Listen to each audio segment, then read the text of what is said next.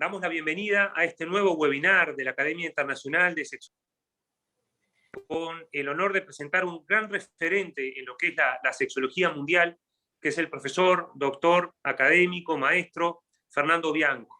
El doctor sobran los méritos. Si nos pusiéramos a contar los méritos que tiene, estaríamos 3 días igual relatando que él es médico, especialista en sexología médica, que dirige posgrados de sexología médica, es el creador de la Escuela Bianco de Sexología, profesor titular del Instituto Universitario de Investigación y Posgrado, y es expresidente de la UAS, expresidente de la FLACES, expresidente de la Academia Internacional de Sexología Médica. Así que es un honor para nosotros poder escucharlo, y agradecemos la presencia en esta nueva jornada académica que estamos organizando. Como siempre, agradecemos también al Laboratorio Bayer, Eurofarma, que nos permiten contar con la plataforma para poder hacer estos webinares, así como para poder colgarlo en las redes, e incentivamos a todos los participantes a seguirnos en las redes de la Academia Internacional de Sexología Médica. Maestro Bianco, muchas gracias por acompañarnos. Muchas gracias, presidente. La verdad que pienso que va a ser un webinar interesante para despertar la discusión, y quiero primero, antes que todo, además de felicitar a la Academia por la conducta de mantener los binar. Creo que el binar de Eusebio de hace un mes fue bastante motivante para comenzar a discutir toda una en otra línea para que la sexología se mantenga como ciencia.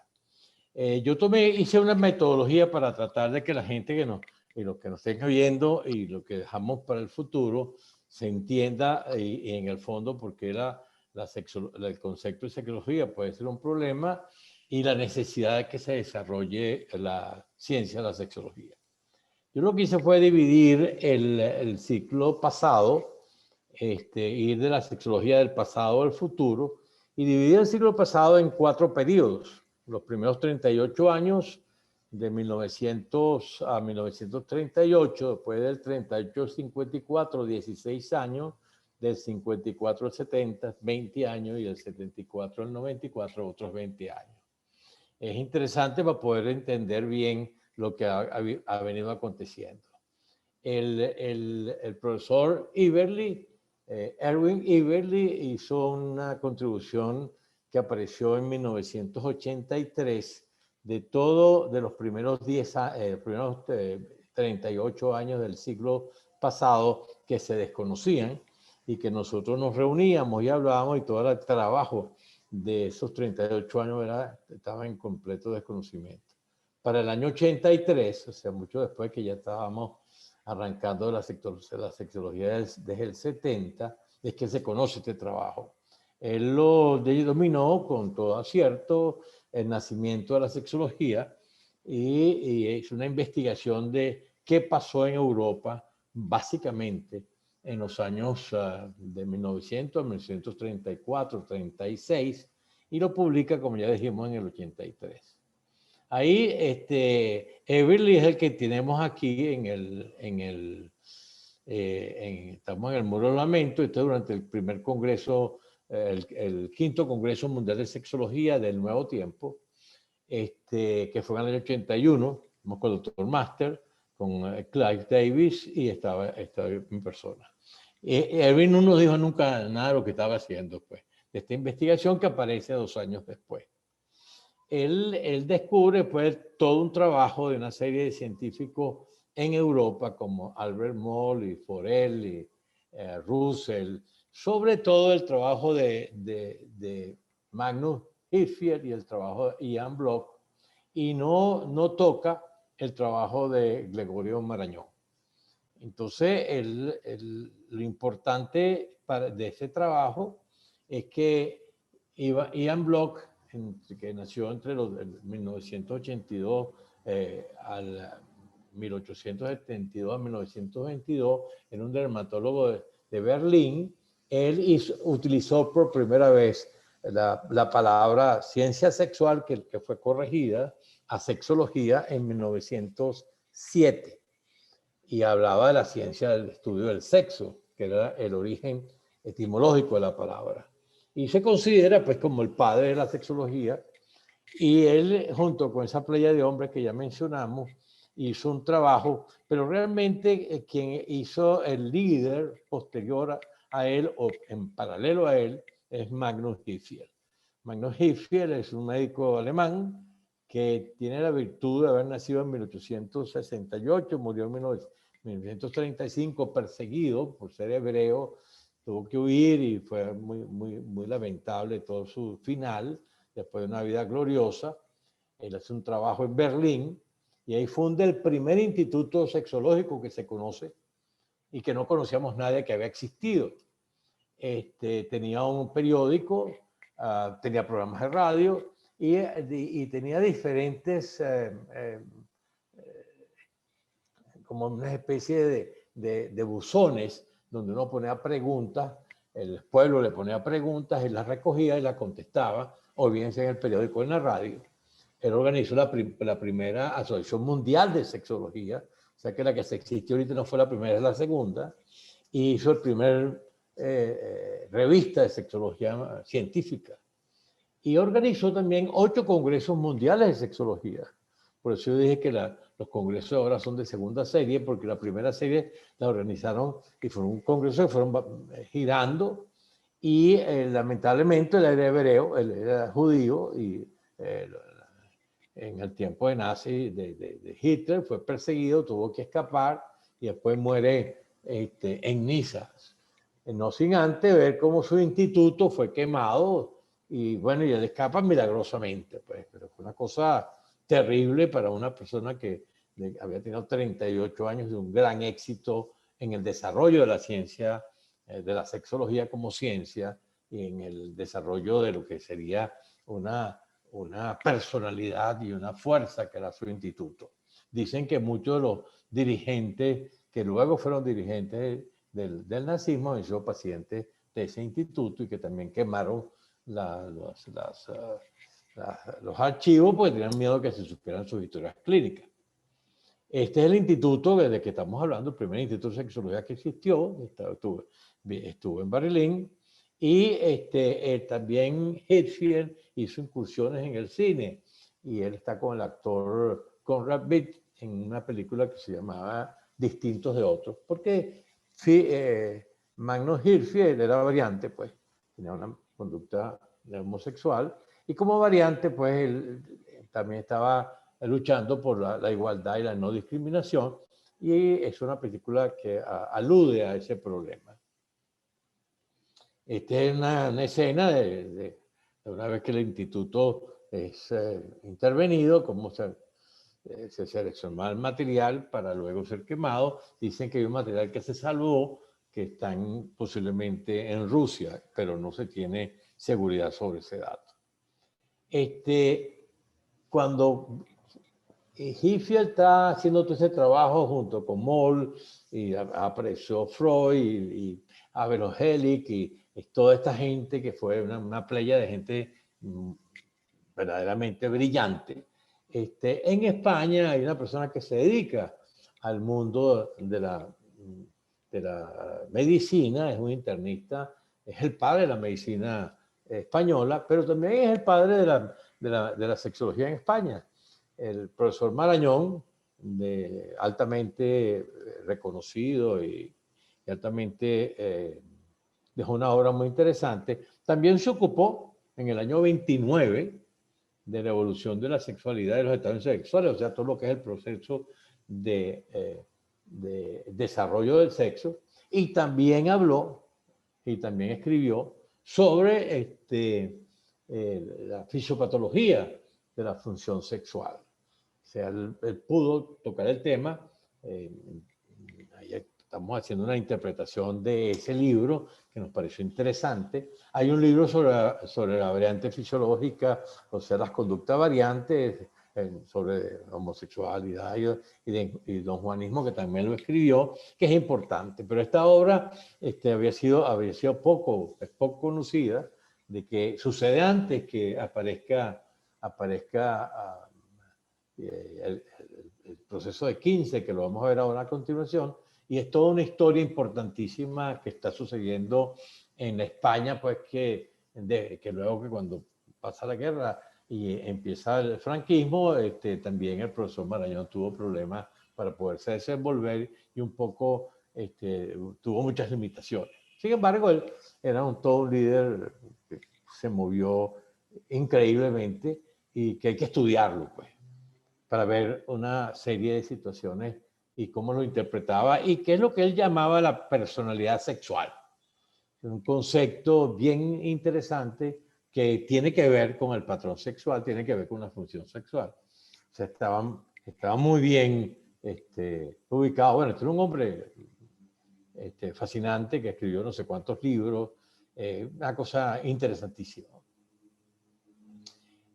Luego, en el 38, hay una situación en los campus universitarios de la Universidad de Indiana, con embarazos no deseados de adolescentes y enfermedades venéreas de alta frecuencia.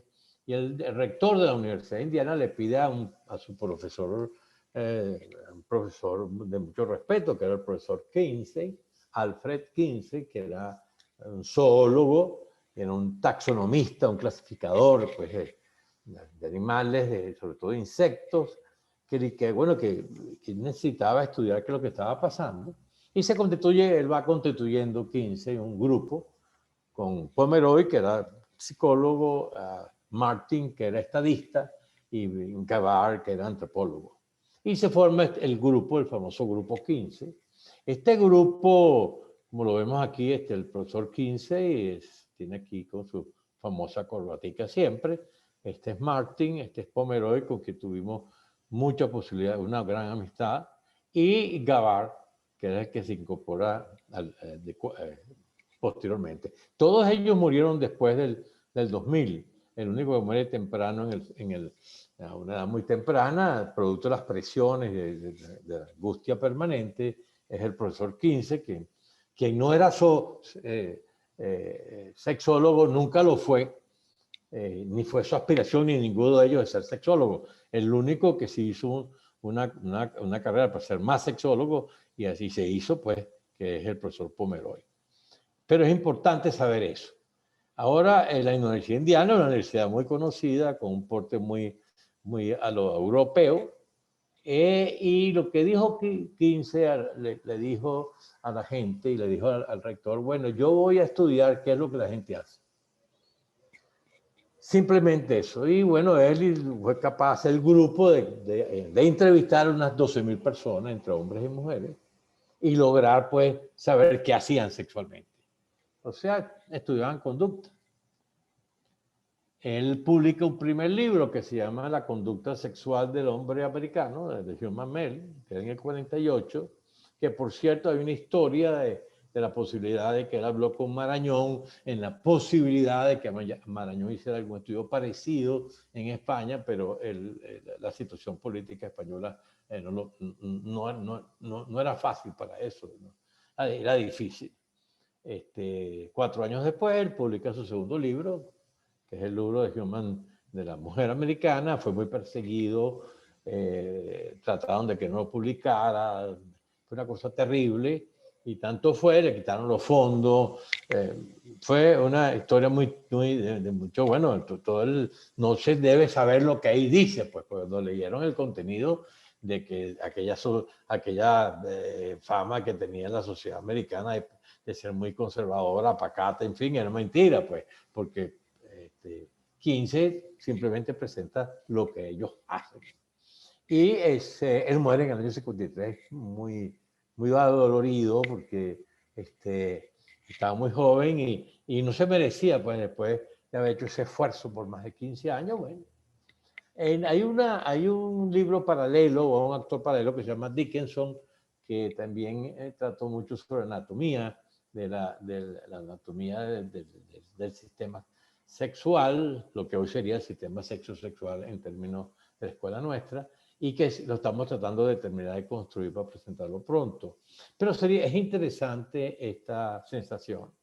Ahora, 15 nos deja un legado, pues, de que uno puede, aún no siendo sexólogo, hacer investigaciones en el campo, pero eso no lo autoriza que se llame sexólogo, y nunca lo hizo ni nunca lo permitió. Una de sus causas más importantes es la escala de conducta sexual, que va desde el 0, es exclusivamente heterosexual, hasta el 6, exclusivamente homosexual. Y esta escala nosotros nos identificamos mucho porque la variante fisiológica, cuando se aplica al sexo y a la función, hace una expresión, una cosa algo que nace con uno, que es la condición de responder, y luego la discrimina por mecanismo de aprendizaje, y esto es como una proyección de eso, pues hay una continuidad. Es muy interesante leer los libros de Kinsey después, ya más reposado, porque uno le saca más información. Por supuesto, tuvo su muy buena publicidad en el Time Magazine, y se hizo en su nombre un instituto, que es el Instituto Kinsey, que está en la Universidad de Indiana, en Bloomington. Es muy lindo, muy bello, muy grande, donde hay una gran acopio de información, donde se presentan algunos proyectos y se tiene alguna posibilidad de hacer fondos. Después de un tercer periodo que viene del 54 al 74, donde hay algunas personas interesantísimas, yo he seleccionado algunas que me parecen las más relevantes. En esos 20 años, William Master, que es un médico ginecostetra que está bastante cansado y mortificado porque sus pacientes no mejoran cuando son enviados al psiquiatra o al psicólogo que él encontraba en la clínica, y algunos de ellos inclusive llegaban pues enamorados o con habiendo tenido relaciones sexuales con sus terapeutas. Pues. Entonces él empieza y se dice a sí mismo que iba a hacer una investigación sobre por qué la gente, cuál es el funcionamiento detrás de estas cosas, y en esa investigación después él aplica a un programa terapéutico que termina con todas esas creencias que necesitaban 5 años, 4 años para poder curar una impotencia, una disfunción orgásmica, y esto y lo otro, pues cuando demuestra en su libro que con 15 días él logra una mejoría muy, muy importante. Y también es importante hablar de Money, hablar de Harman, hablar de Bianco y hablar de Capra. Veremos.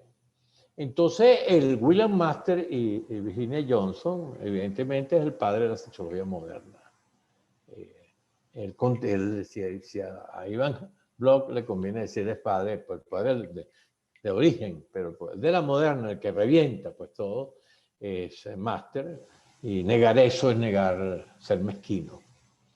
Él es un médico especializado en gineco-obstetricia, y Virginia Johnson realmente no tenía mayor formación. Él la utilizó primero como lo que llamaba después que se iba al paciente, le decía, mire, usted que es mujer, y ella me acaba de decir tal cosa, que fue lo que me quiso decir. Después la utilizó como su oyente silente, después le dio permiso a que hablara, después la invitó al laboratorio, y entonces ella empezó a estudiar, y pues se compuso la pareja Master y Johnson, y bueno, después tuvieron una vida juntos, después, bueno, todo lo que puede pasar ahí. Forman un grupo muy interesante que se forma en la Universidad de San Luis, y el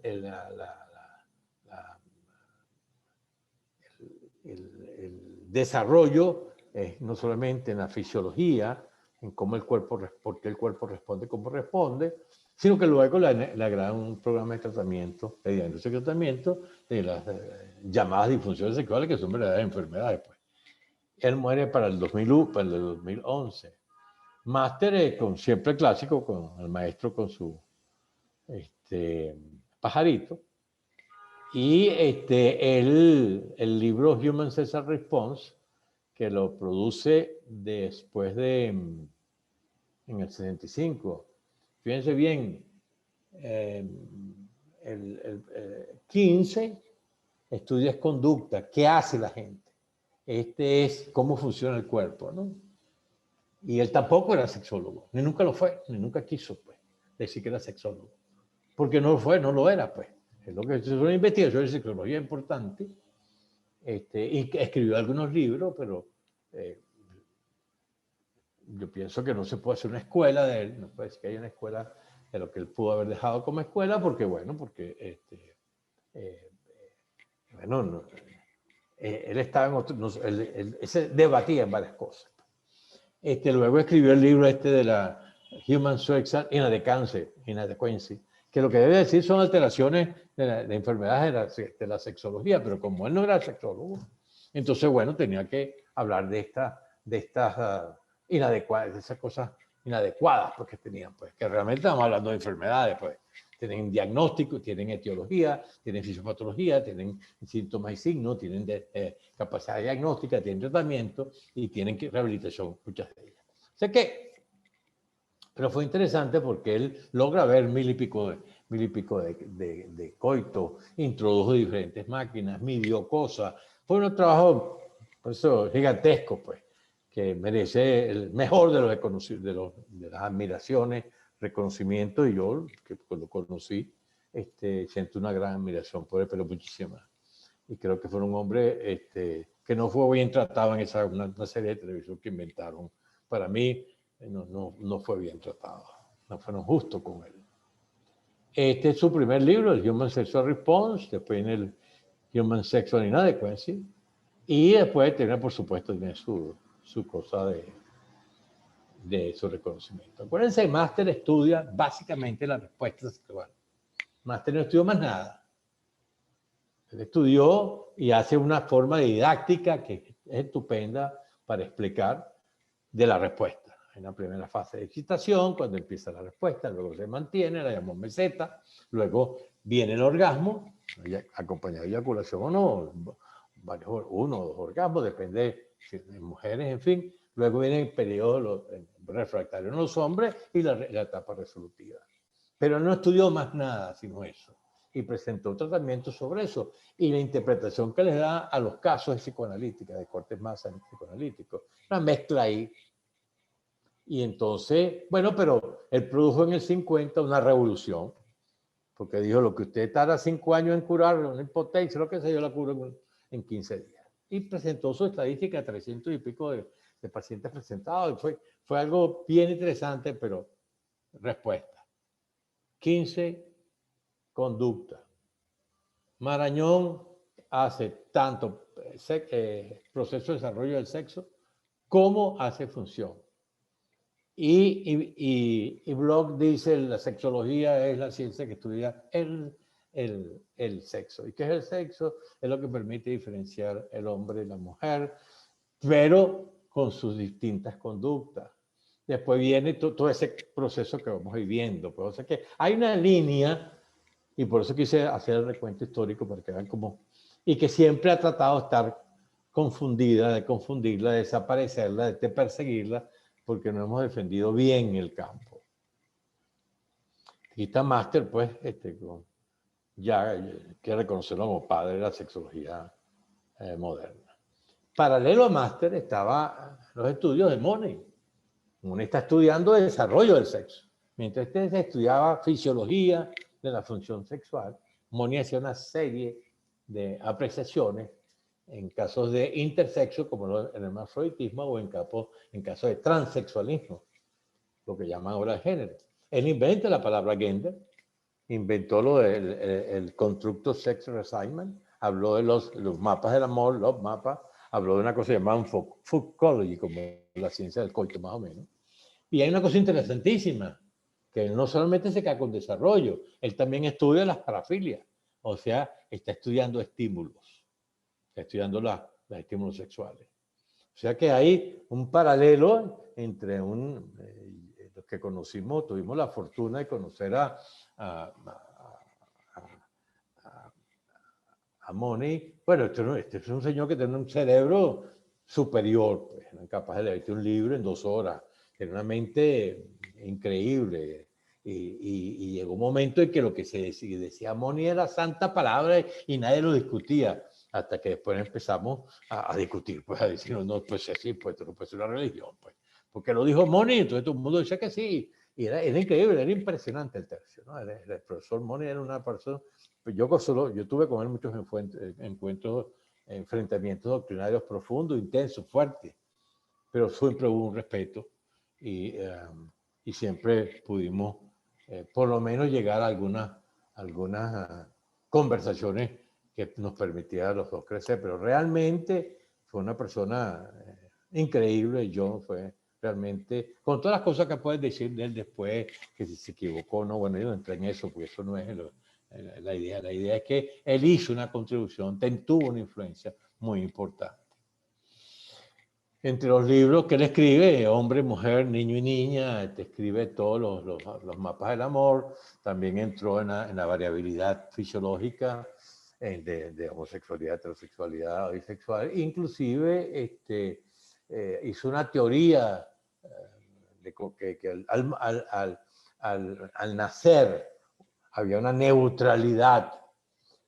Y no es que haya una neutralidad, sino es que el que nace, bueno, lo podemos llamar neutralidad, el que nace no sabe qué es. El que nace lo que tiene es una computadora virgen en la cabeza y él empieza a interactuar con el medio.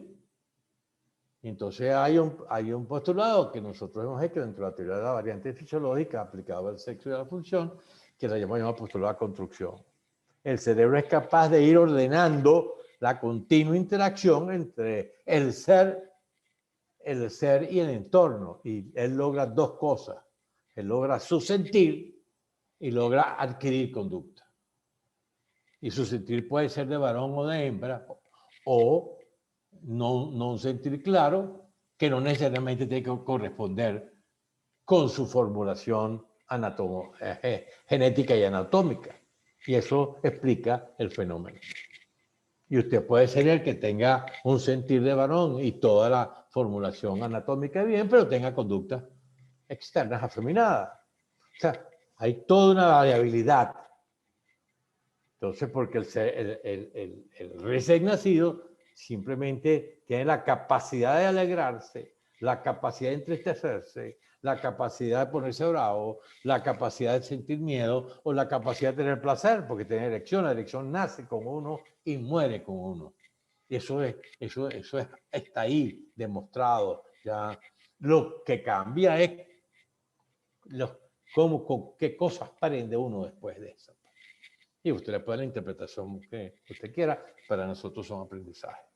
En ese postulado de la construcción. En ese mismo tiempo también están Harman y Filian, que están en el Centro de Estudios Maritales, ahí en California, y que ellos tenían un programa de 15 días, pues.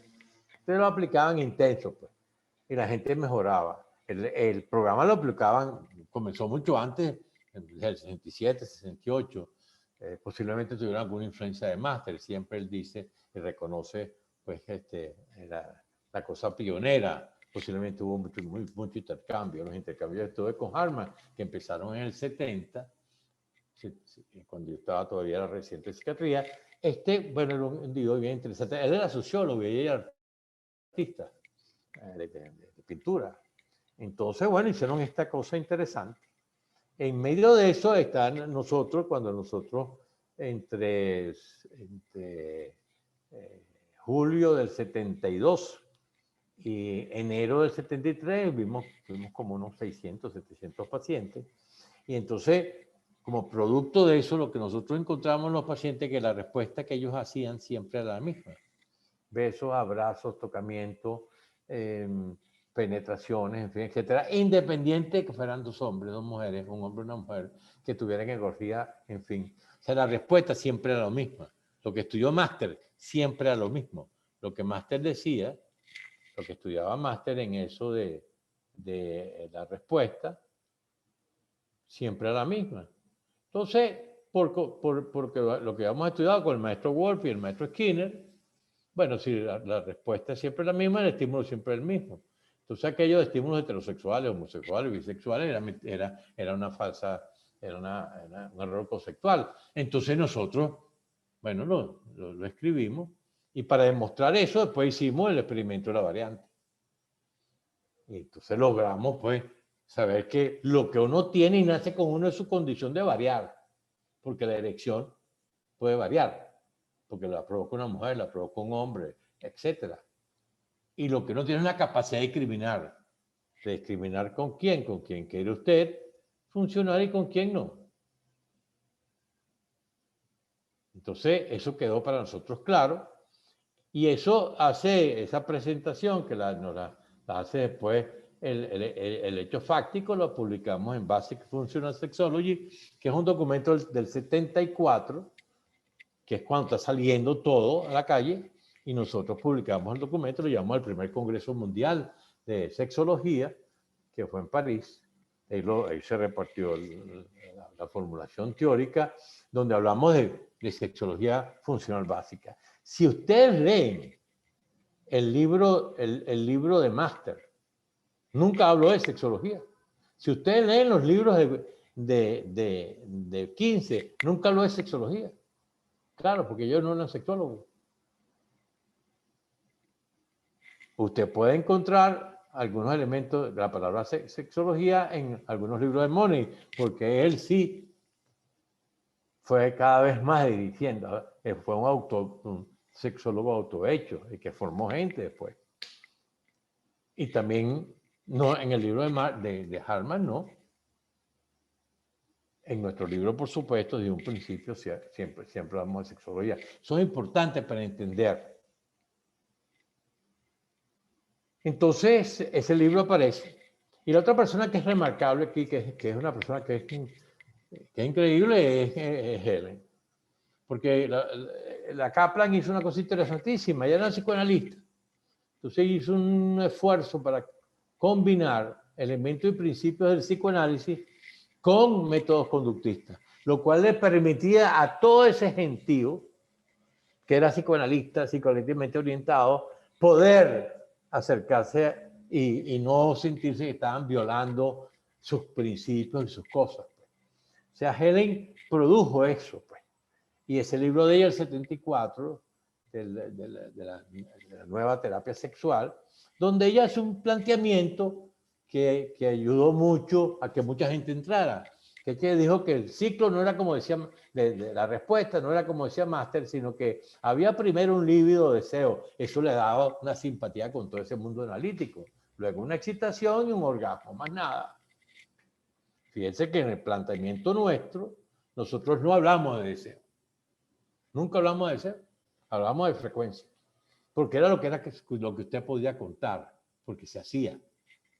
En el deseo era lo que se creía que era. Pero Helen fue muy inteligente, fue extremadamente inteligente. Y bueno, ella era una mujer inteligente. Entonces, bueno, produce esto que le permite a mucha gente acercarse. Y empezar en lo que pasó en el 70, pues que todo el mundo era sexólogo. Todo el mundo, es que es una palabra bambú. Eso vamos a hablar más tarde, pues. No tiene que ser profesor de sexología o ser sexólogo clínico, orientador. Tiene que ser formación completa. Bueno, entonces nosotros, a partir de ese año, del año 74, que es el tercer periodo que estamos hablando, porque ya te pasa el periodo de máster, ya más se está haciendo, ya ha publicado sus libros. Nosotros creamos el Centro de Investigaciones Psiquiátricas, Psicológicas y Psicológicas de Venezuela en el 75, nosotros tenemos 46 años funcionando, y en el 76 nosotros abrimos el primer posgrado de terapia de la conducta y sexología. Ese posgrado tuvo 8 cortes, tuvo 48 egresados. En el 77 abrimos el programa del curso de posgrado de orientación en sexología. Y en el 78 publicamos el libro de Sexología Clínica, que era el referente teórico-metodológico junto con el libro del 74. Tuvimos un paciente que se llamaba Guillermo, el apellido lo reservo, que nos enseñó sobre el transexualismo. Él llegó con su señora por un problema de frecuencia, nosotros le hicimos el diagnóstico de que había una incompatibilidad de frecuencia, pues él tiene una frecuencia alta y su esposa tiene una frecuencia baja, una muchacha muy linda, muy educada. Y cuando estábamos en terapia, nos dijo, lo que pasa, doctor, que usted no sabe nada de lo que yo soy. ¿Y qué es lo que tú eres? Bueno, yo antes me llamaba Teresita, entonces nos contó el cuento, pues. Y entonces me dijo, si usted quiere, yo lo enseño. Y bueno, enséñanos. Y abrimos ahí una unidad con él ahí que tenía una cantidad de experiencia y había conocido, y pudimos contactar al doctor Laon, traerlo hasta que estuviera con nosotros un tiempo, en fin, y podemos hacer esta unidad de transexualismo, que entonces ya no solamente hacíamos estudios de función sexual, sino empezamos a hacer los estudios de desarrollo del sexo. Este es el libro de sexología clínica y esta es la primera formulación teórico-metodológica sobre el proceso de diferenciación, que luego lo pasamos al desarrollo, que decíamos que había una fase cromosómica, anatómica, social y psicológica, en fin, que empezamos a tener una idea sobre eso. Ya habíamos hablado con John un poco la cosa del gender, y nosotros para el año 82, el 19 de octubre, durante las 15, la sexta jornada de información en sexología que hacíamos en el aula magna en la Universidad Central, donde plenábamos 2.000 estudiantes, 2.500 estudiantes, 1.900, depende, fluctuó de 1.900 hacia arriba por 20 años seguidos.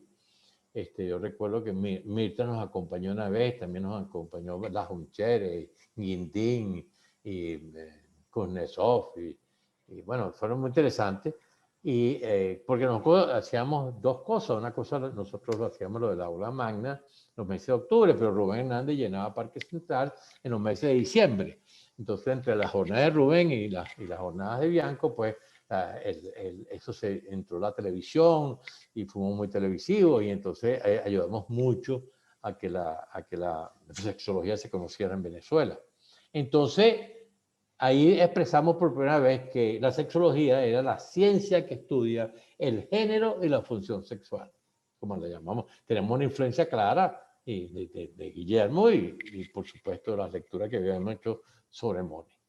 En el año 85 iniciamos el primer posgrado en sexología médica de 3 años de duración, a dedicación exclusiva. Eso fue hace 36 años, todavía está activo. Y la Federación Médica Venezolana al año siguiente reconoce a la especialidad, a la sexología como nueva especialidad del campo de la medicina. Entonces, tenemos la sexología médica aprobada, tenemos aprobados los posgrados, seguimos avanzando.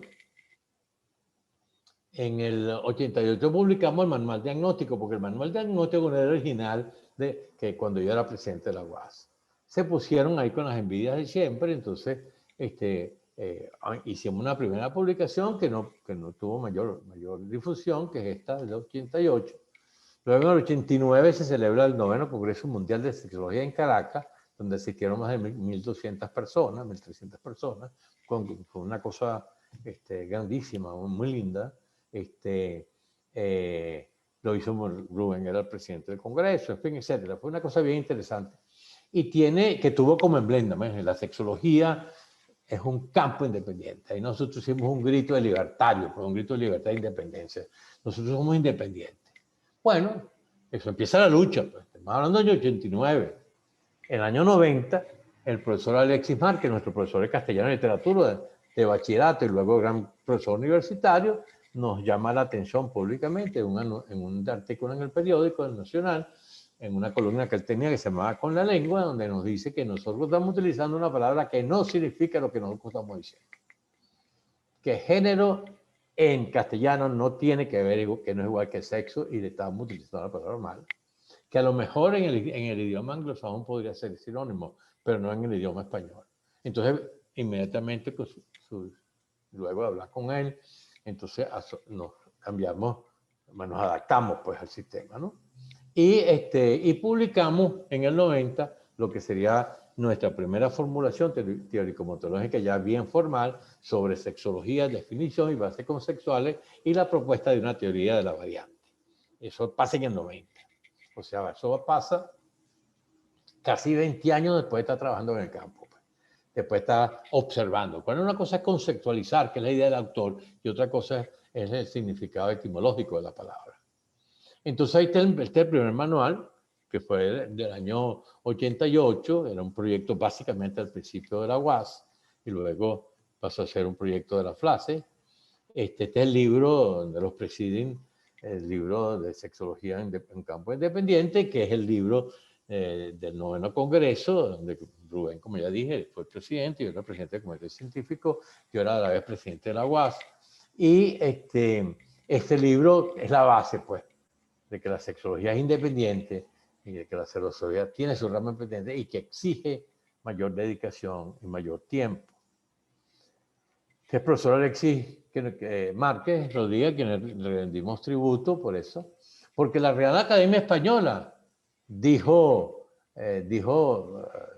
recientemente, la Real Academia Española apuntó en una declaración que género no es igual a sexo. El género, dice la Real Academia Española, es una propiedad de los nombres y de los pronombres que tiene carácter inherente y produce efectos en la concordia con las determinantes y los adjetivos, y que no siempre está relacionado con el sexo biológico. Entonces las personas no tenemos género, dice la academia, tenemos sexo. Entonces esto que dice la academia, casi 15 años después de lo que nos dijo el profesor Márquez, pues nos permite pues seguir afirmando que por eso que nosotros dejamos de utilizar la palabra género hace mucho tiempo, ni la vamos a utilizar más, pues porque no es una contaminante que le ha hecho daño al campo. Entonces, este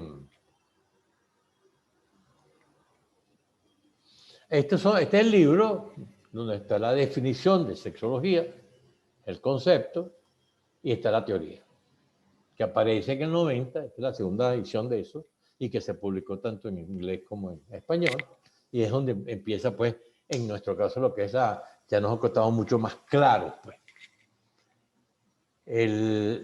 Nosotros presentamos en el libro, pues, lo que es la función sexual, pero ya en otra visión, pues, de la visión original, donde nada más que hablamos de función, pasamos a hablar también de sexo. Y hacemos lo que se ha llamado la línea maestra, la lámina maestra, donde hablamos de la parte de sexo, de proceso de desarrollo del sexo, y hablamos de función sexual. Y por eso decíamos que la sexología es la ciencia que estudia el sexo y la función. Y la expresión externa del ejercicio de la función sexual es el patrón sexual. Entonces, ya empezamos a trabajar y hacer una serie de cosas ya mucho más claro donde estamos parados. Y en el año 91 celebramos la 15ª jornada anual de educación sexual en el aula magna, la que ustedes vieron. Y ahí tuvimos un encuentro de expertos, donde vinieron 8 o 9 expertos latinoamericanos, Cavalcanti, en fin, etcétera. Vino Guindín, vino Kuznetsov, vino Rafael García, vino Gustavo, en fin. Y ahí se tomó la resolución de presentarle a la FLACE el manual para ver si se podía ser aprobado por la Asamblea. Lo cual fue aprobado por la Asamblea el 11 de agosto del 72. Y el manual ha salido ya 3 veces, va en camino a su 4ª edición. Este es el manual original, el que tienen ustedes aquí.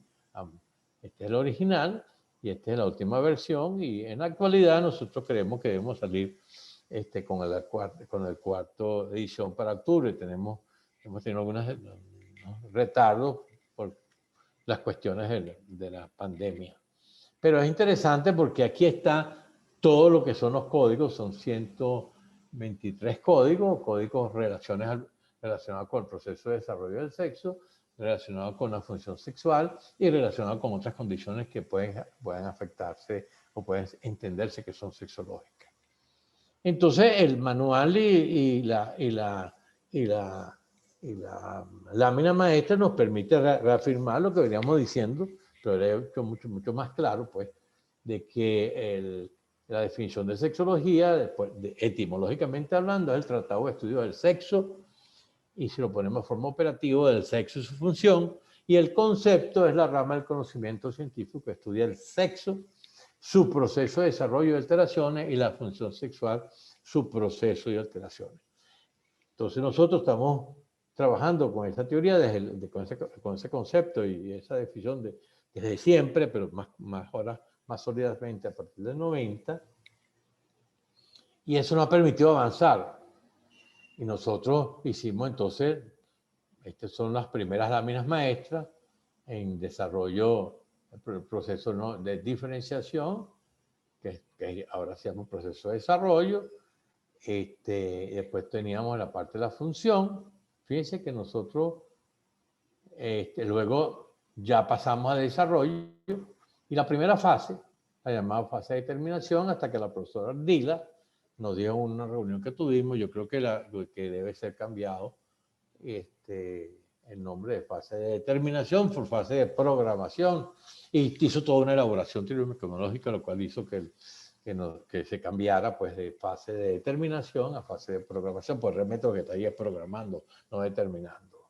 Y entonces esto ya es para el 2010, o sea, va creciendo la lámina, se va purificando, se va poniendo, igual fíjense, no estamos hablando nunca de deseo. Y aquí vemos cómo ha progresado la lámina. Y igual pasa con el proceso de diferencia de la función sexual y sus dos fases, y el tiempo de funcionamiento, por supuesto. Entonces, nos dimos cuenta que hay una latencia y un tiempo de respuesta, que había que diferenciar la latencia del tiempo de respuesta, y siempre trabajamos bajo ese modelo, hasta que un día nuestro amigo y hermano, y mejor hermano, el profesor Cabello, nos pidió que quería venir a discutir con nosotros el deseo sexual. Y entonces yo le dije a él, bueno, mira, yo te respeto por todos los estudios que tú has hecho por el deseo, pero si tú quieres que nosotros hablemos de deseo sexual, tienes que decirnos dónde vamos a meter eso en la lámina maestra, porque no le veo dónde va a caer eso. Entonces, en ese vino tuvo con nosotros unos cuantos días, unas 2 semanas creo que fue. Entonces, en una noche, una tarde, yo le digo, bueno, yo me voy a ir para dejarlo solo a ustedes. Ahí estaba Pazmiño, estaba Hernando, estaba Mónica, yo también creo que estaba Rafael. Y yo le digo, a ver si ustedes consiguen la fórmula. Entonces ellos discutieron y el día siguiente presentaron que la cualidad de deseo era algo inherente al proceso en sí mismo, algo que era del proceso y que permitía que se activara o no la función sexual o se desactivara. O sea, uno podía tener ganas, se le iban las ganas, de repente alguien tiene más ganas y se hizo la formulación de que el deseo era inherente al proceso de la función sexual. Y como proceso puede ser activado en sí mismo o desde el estímulo de la respuesta. Eso nos permitió incluir el deseo y desde ese momento, que es el 2010, 2011, por ahí, empezamos nosotros también a hablar de deseo, le agregamos al manual la parte correspondiente al deseo, pero el deseo en términos de cualidad, en términos de algo que es el proceso. Y bueno, por supuesto, que esa cualidad estaba sujeto a que había activadores, algo que lo mantiene o inhibe, tanto externos como internos, y que eso completaba la figura. Entonces, dijimos que tenemos entonces el proceso de desarrollo con una fase de programación, con 3 fases: programación, la fase de diferenciación y la fase de expresión, que fin último es que este recién nacido que no sabe nada tiene una posibilidad de ser muy diverso, por el mismo dicho, en producto de su interacción con el entorno. Y que factores ambientales, psicológicos, biológicos, sociales, genéticos, pues, podrían influir sobre él. En el caso de la función sexual, tendríamos entonces algo inherente al proceso, que es la cualidad de deseo. Tendríamos la fase de estimulación, la fase de respuesta, y eso sucede en un tiempo de funcionamiento que es variable. También está sujeto pues, a las inclemencias del ambiente, lo psicológico, lo biológico, en fin, está lo que nosotros podemos decir que es inherente a eso. Entonces, bueno, eso fue moviéndose y eso nos permitió establecer las líneas de investigación a cada nivel, de cada tipo. Y bueno, entonces definitivamente la sexología es la ciencia que estudia el sexo y la función sexual y que tiene muchas ramas, pues, la médica, la teológica, la psicológica, la filosófica, en fin, pero como fuerza. Y nosotros definimos entonces la sexología como ciencia, que es una disciplina que pertenece a la ciencia biológica, uno de los subgrupos de las ciencias naturales, fundamentalmente empírica. Sus conocimientos provienen de los fenómenos observables y tienen dos áreas, el sexo y la función sexual. Entonces, lo importante es que cada quien que haga una área o se dedique a la vida debe dedicarse 100% al elemento sexológico para poderla defender bien y estudiar mejor. En el caso de la sexología médica la definimos como la rama del campo de la medicina que tiene como objetivo la promoción de la salud del sexo y de la función sexual y la prevención, anticipación, curación y rehabilitación de las alteraciones del sexo y de la función sexual. Una cosa es formar gente y otra cosa es hacer escuela. Nosotros hemos hecho las dos cosas. Hay mucha gente que solamente forma y no hace escuela. En el caso, para hacer escuela, tienes que tener una teoría, tienes que tener núcleo y tienes que tener una investigación y tienes que tener discusión permanente. Y eso, por eso nosotros hemos aceptado pues, que el pensamiento bianco se haya convertido en una escuela. El autor organiza algunas ideas, las expone, la gente empieza, a alguna gente les interesa en seguirla, la aumentando. Ya con el tiempo, ya esas ideas no son del autor original, en este caso de Fernando Bianco, esas ideas pertenecen a la escuela, porque ha sido el producto de mucha gente que ya ese es su crecimiento. Y entonces tiene como núcleo básico nuestra escuela y que es aceptado por todos la teoría de la variante y la definición del concepto de sexología. Entonces la teoría de la variante, como ya hemos dicho, es un marco formal explicativo basado en definiciones, conceptos, constructos, operaciones, patrones, postulados, acciones, hipótesis, leyes y principios que permiten el estudio del proceso de desarrollo del sexo y de la función sexual. Aquí tenemos algunos miembros de la escuela que en diferentes casos, yo creo que este fue cuando vino Paco, en unas avenidas que había tenido Paco, y fue cuando discutimos eso, que algunos graduados ya después de terminado. Y la escuela está en una edificación que se llama Torre Bianco, que no es tan grande así a lo alto, sino a lo ancho. Y ahí es pues a donde hemos estado trabajando desde el 78 a la fecha. Ahí está la escuela, ahí está el centro, ahí están los pacientes, están las investigaciones, ahí los salones de clase, toda serie de cosas. Pero no solamente la escuela Bianco. Hay una persona que se llama Elías Alzate, colombiano, nació en Apia. Y él, bueno, tuvo una decidida formación que hace que uno pueda en un momento dado sentirse muy orgulloso de su obra y que tienen una serie de alumnos que lo siguen y liderizados por la profesora Arcila sobre los elementos de función erótica y función sexual, sobre todo tiene su esquema de la función sexual y que ustedes se dan cuenta, pues, en la escuela lo estudié, que yo creo que tenemos que estudiarlo y existe esa escuela ahí en cada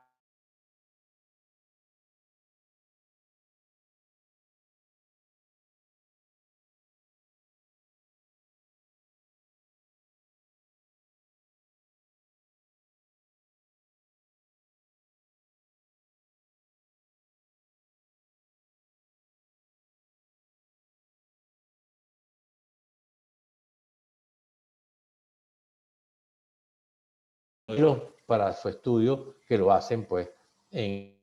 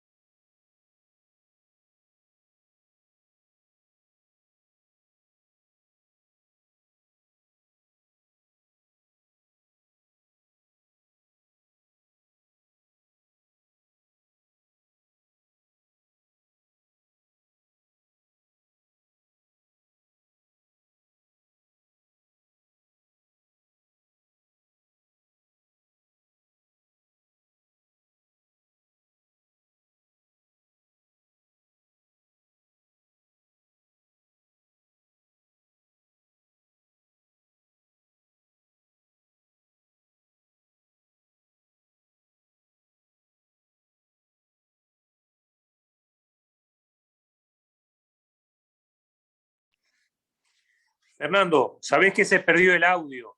A ver si podés hablar de nuevo. No se escucha y se está... ¿Y ahorita? Ahora sí, ahora Ok. perfecto.